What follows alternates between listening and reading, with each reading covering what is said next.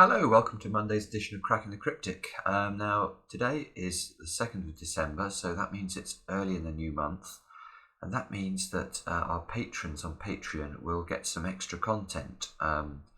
So each month we do try and publish a special puzzle for our patrons. Now, this month, I'm delighted to say we've got a guest puzzle for you from none other than Christoph Seeliger.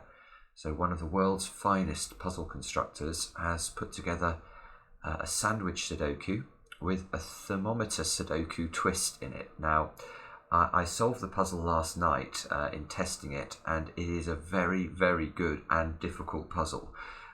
So if you're not patrons of the channel already, you might like to go across to Patreon and take a look. It's $2 a month to become a patron, and $3 a month you get a video on how to solve the puzzle as well. This month that might be needed if you're a relatively new solver, because it is quite difficult. Other news, Classic Sudoku app seems to be going very well. We've been absolutely delighted with the feedback so far. So those of you who have bought the game and are enjoying it, thank you very much indeed. Now today we are on Classic Sudoku. This puzzle has been requested by two of you actually, and just in the last few days, and it's because we've done a few puzzles recently by Bastien Vial-Jaime, the brilliant constructor and solver from France. I mean, Bastien is in the top handful of world Sudoku solvers. He is a complete genius when it comes to Sudoku, and his creations are also extremely well thought of by the community in general. Now, as I say, some of you have obviously been looking at his blog, and you've both requested this puzzle because you haven't been able to solve it. It's a normal Sudoku, nothing complicated, and in putting it into our software, I get sort of a few seconds to take a stare at it and think about things, and I can see something very, very interesting about the start of this puzzle.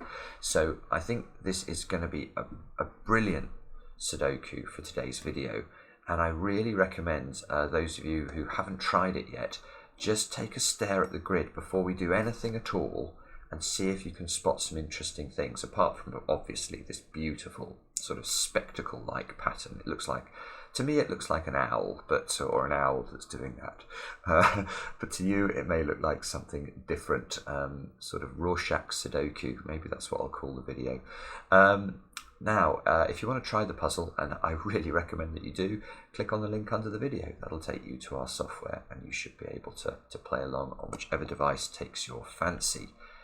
Now, with that, I'm going to talk about what I noticed. Now, Bastien's puzzles he loves symmetry, and you can see that from the setup of the givens here.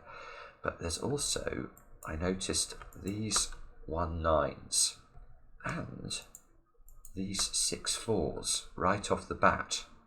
Now, I think one of the things it's important to do is to, if you spot something like this, give yourself a moment to think about it, because Snyder notation, which is notating in 3x3 blocks where a digit can go in exactly 2 positions, sometimes won't help you with these sorts of, their ideas, their motifs. What Bastien's done here is, in my opinion, he's clearly had an idea and he's embedded it in the very opening stages of this Sudoku puzzle. And let's have a think about what it means. So I'm going to use this 1/9 first.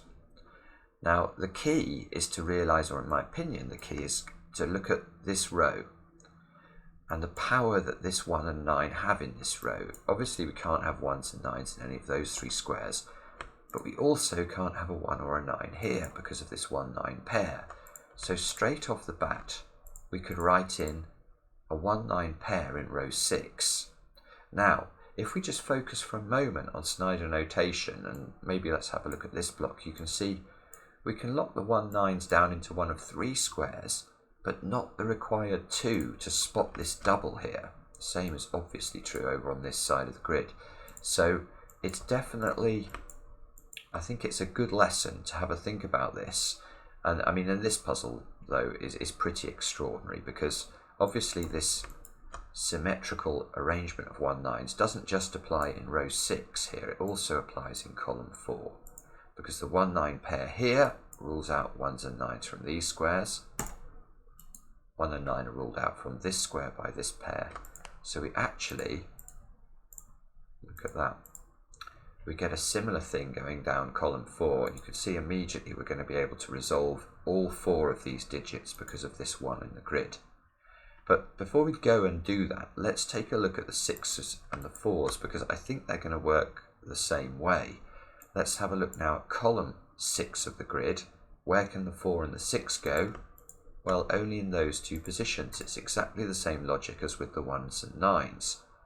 And ditto now in row 4. You can see all of those squares cannot be 4 and 6, and therefore these 2 have got to be 4 and 6. So straight off the bat, we get a lot of progress without having had to do a lot of work. Now let's start tidying some of this up. So we can go 9, oops, keys on the right cursors would help. We can do that. And it looks like we're going to get a lot of the 1s done, if not all of them. In fact, is that all of them? I think it is. So we get all of the 1s, and we get 2 4/6 pairs in columns and rows.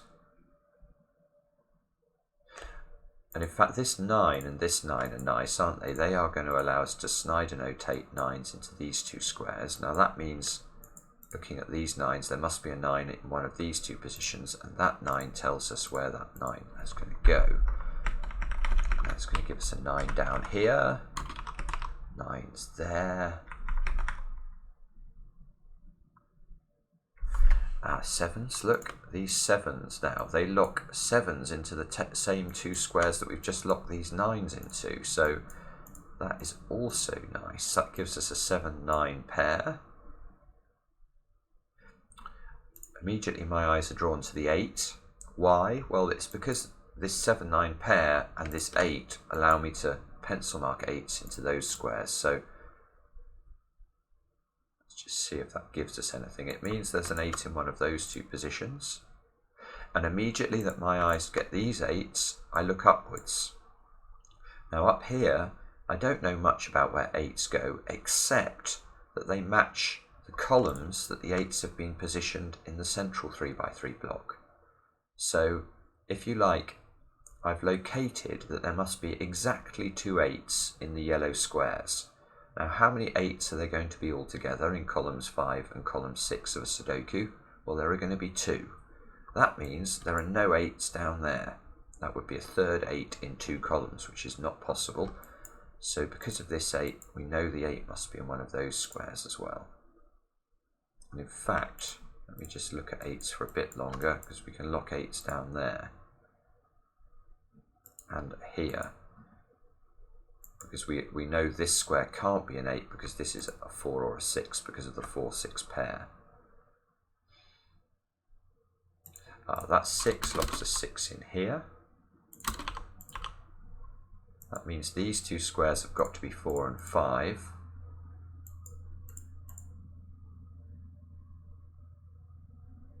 Not sure whether we can do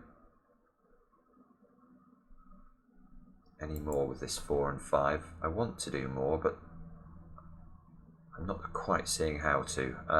This 7, look, we get to pencil mark 7s at the top and down at the bottom as a result. So that's 7 ruling out this square.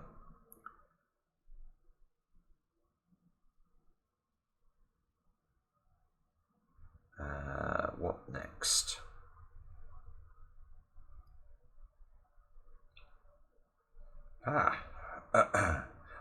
2s. These 2s, they lock a 2 into those 2 positions. That means there's a 2 in one of these squares.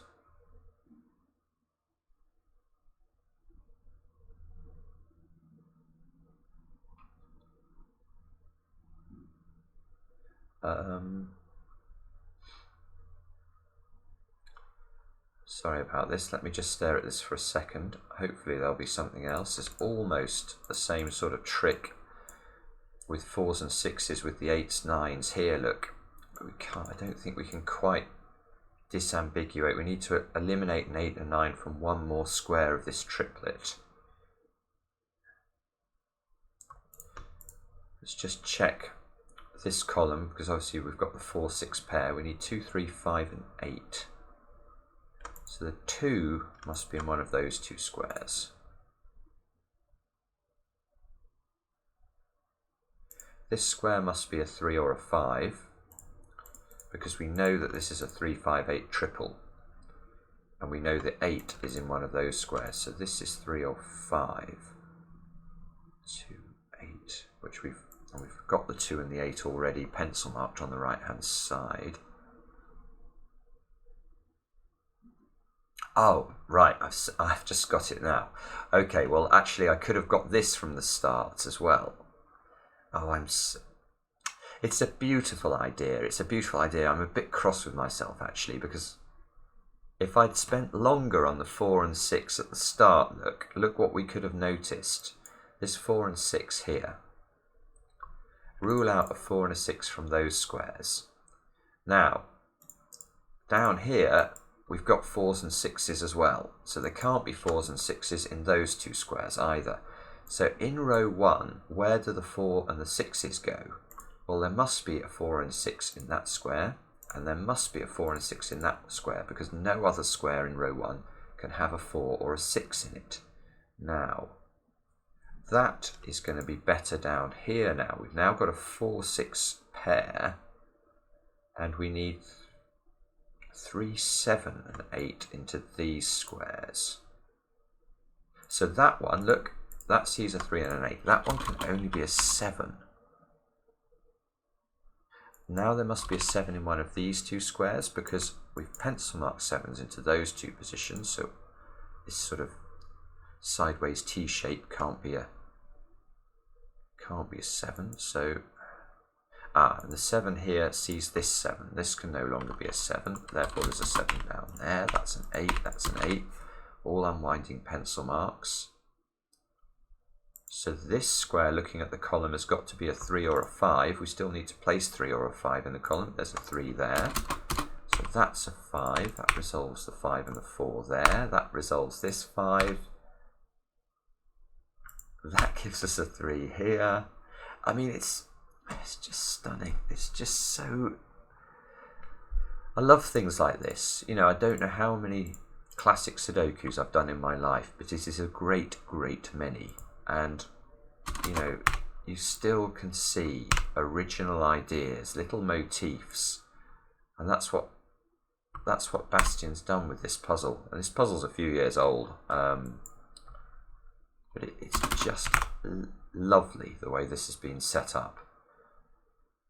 Now, I've been plonking in some numbers. There must be a 3, I think, in one of these two squares. So, and that 3 is going to resolve which way round that goes. I was just looking at column 1 here and noticing we've got the 4, 6 pair, so this had to be a 3, 8 pair. Now, this can't be an 8 anymore, so that's going to be an 8. Now there must be an 8 in one of these two squares, and this 8 tells us which way round. Oops. Pencil mark the 8s here.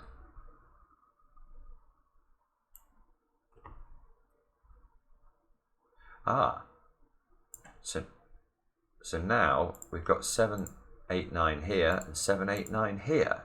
Now that means those squares have got to be 7, 8 and 9 in some order. So let's note that down and see if we can disambiguate that at all.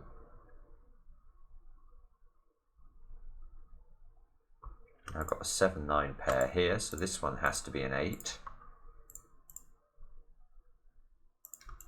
A 7, 9 pair here. So this must be a 2, 8 pair. That looks right, doesn't it? And that 8 is going to tell us which way around that is. So that must do that. That's going to be the 8 there, therefore that's a 2. Hopefully this should be a 5.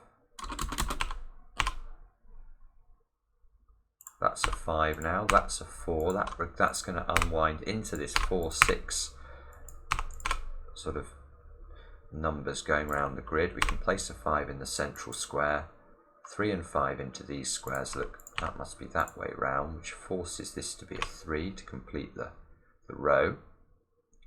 7 and 9 here, so that's going to have to be a 6. These two squares have got to be 2 and 6, I think, which means that's that way round. That resolves the 2 and the 4. That puts a 4 into that one. Now that's presumably a 7 or a 9. What do we need up here then? We can still not put a 3 up here. We must be able to do the 3. Yes, we can. 3, 9. And that's going to unwind everything else. What a beautiful puzzle this is. 5 here, a 7 here, a 7 here. Okay, so that's how to do it. I loved that puzzle. I thought that was one of the best puzzles we've done on the channel. Certainly one of the best classic Sudoku puzzles we've done on the channel recently. I mean, we have been inundated with fabulous puzzles recently, but mostly they've been variants. But this classic Sudoku is right up there amongst my favourites. So thank you to Bastien. Thank you to the guys who sent this in and recommended it. I hope that that was a useful way of approaching the solve. As I say, a little bit of different technique there. And definitely an advantage actually to know that this was a handcrafted puzzle, because once you know that, and well, once I know it's somebody of Bastien's quality as well, I know that there might be some little, well, some big ideas that we can look for, and you wouldn't always find that with machine-generated puzzles. So let me know in the comments what you thought, whether you enjoyed it, whether you found a different solving path. Always love to hear. And we'll be back soon with another edition of Cracking the Cryptic.